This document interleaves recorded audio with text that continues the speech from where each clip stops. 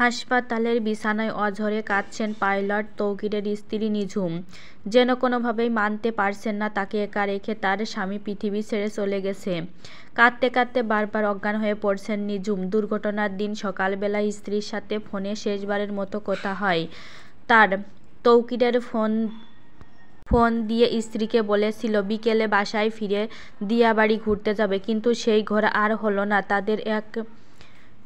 এ কথাগুলো বলে বারবার চিৎকার করে কাঁদছেন নিঝুম। জীবনে প্রথমবারের মতো একা বিমান নিয়ে আকাশে উঠবেন পাইলট তৌকির ইসলাম সাগর। সেই খুশিতে বউ নিঝুমকে ফোন দিয়েছিলেন তৌকির। তারা একে অপরের সাথে বেশ কিছুক্ষণ কথাও বলেছিলেন সেই মুহূর্ত, কিন্তু তারা কেউই জানত না এই কথাই ছিল তাদের দুজনের শেষ কথা। এরপর জীবনেও তৌকিরের সাথে কথা বলতে পারবেন না নিঝুম।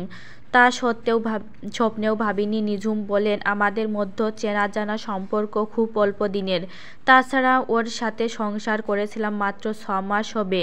পারিবারিকভাবে বিয়ে হয় আমাদের। তৌকির শুধু ভালো স্বামী ছিল না, ও আমার জীবনের একজন ভালো বন্ধুও ছিল। কখনো আমাকে কষ্ট দিয়ে কোনো কথা বলেনি। তৌকির আমাদের বন্ধু বান্ধবের কাপলদের মধ্যে সবাই তৌকিরও আমাকে খুব পছন্দ করে। তৌকির মানুষ হিসাবে বেশ নম্র, ভদ্র এবং অমায়িক মানুষ ছিল।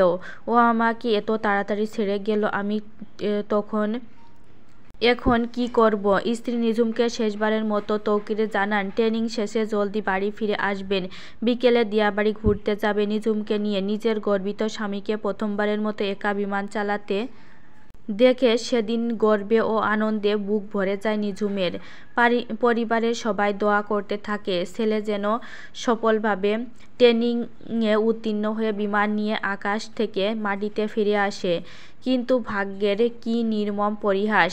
21শে জুলাই দিয়াবাড়ি দিয়ে উত্তরা মাইলস্টোন উপর যান্ত্রিক ত্রুটির কারণে বিমান নিয়ে বিধ্বস্ত হয়ে প্রাণ হারান পাইলট তৌকির।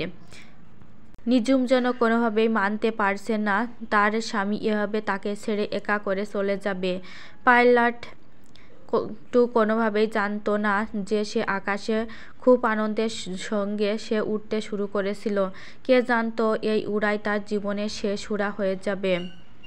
ছবি দেখছে আর বারবার কান্নায় ভেঙে পড়ছে তৌকিরের স্ত্রী নিঝুম। এভাবে চুমো খাচ্ছে ছবিতে মা ও স্ত্রী। ভাগ্যের কি পরিহাস! কে জানত এই উড়াই তার জীবনের শেষ উড়া হবে। ভিডিওটা যদি ভালো লেগে থাকে অবশ্যই লাইক, শেয়ার, কমেন্ট করো।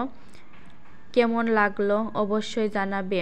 খুব একটা মর্মান্তিক ঘটনা ঘটে গেল।